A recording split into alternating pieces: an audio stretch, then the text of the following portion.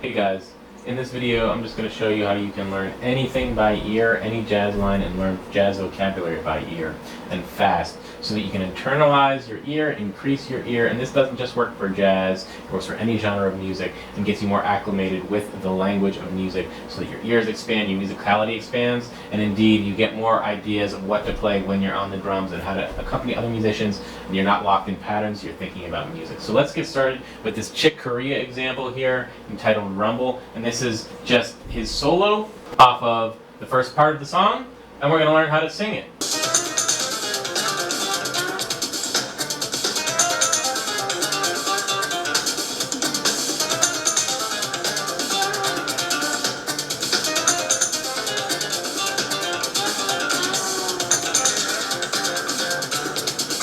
Okay, so I already hear some repeating patterns in there, I hear some call and response, and I hear material that's used a lot.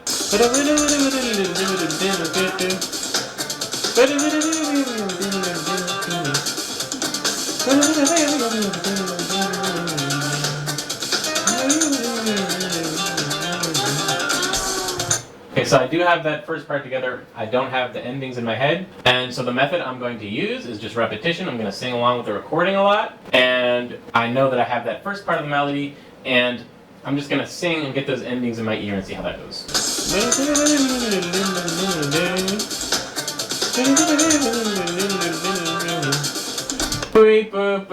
That's what I need. It's kind of referencing the blues there. I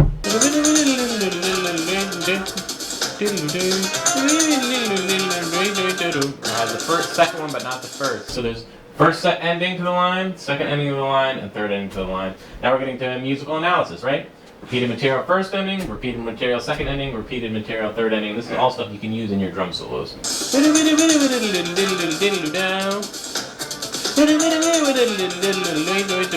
Got it.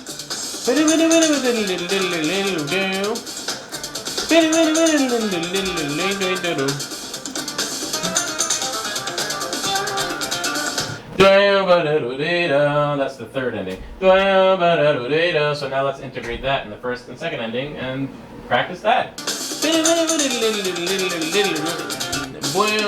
So right there, I needed to figure out the landing point of the line. So when you're singing the line, you can get the musical gist across of it.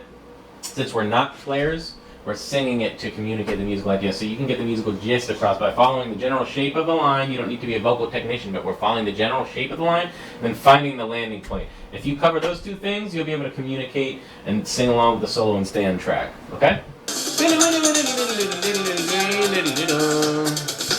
Right, I got the landing point there.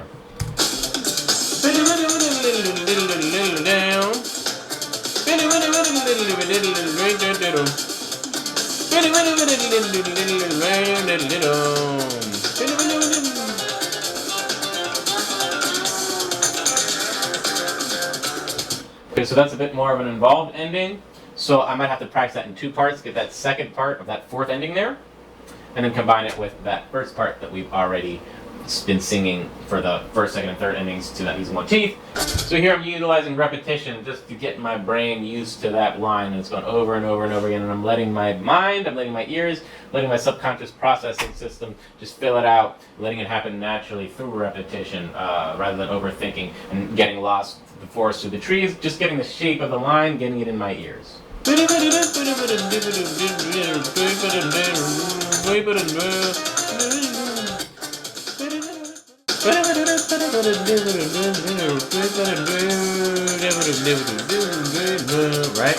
Right, it's starting to come. I'm starting to understand the pieces and the phrasing. Let's get that more locked in through more practice and repetition.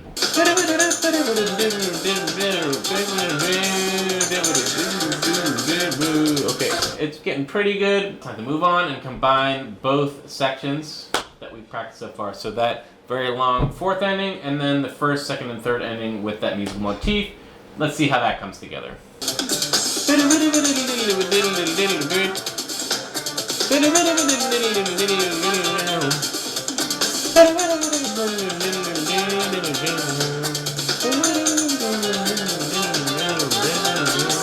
So it fell apart as I thought it would. So I'm trusting that that information is in there and needs more practice now to come out in the correct order and be assembled in a natural way that is linguistic and natural language. So I'm just going to practice the repetition and express that and let what I've already practiced be gelled in my mind and body. So let's do some more practice.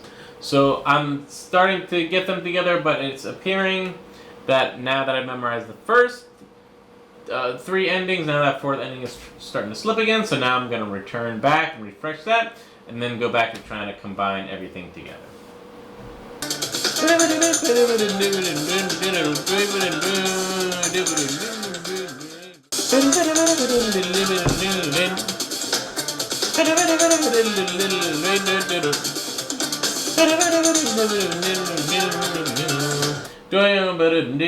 So that's a trick I'll do. I'll say that 5 times, and usually that works to make it stick.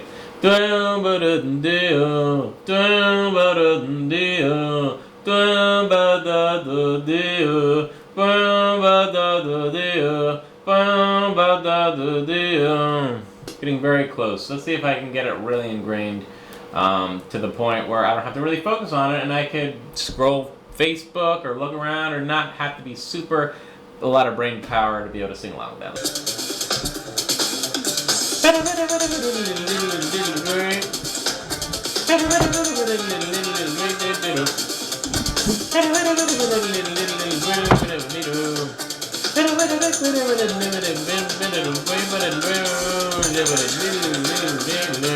So at this point I'm just polishing, getting little details.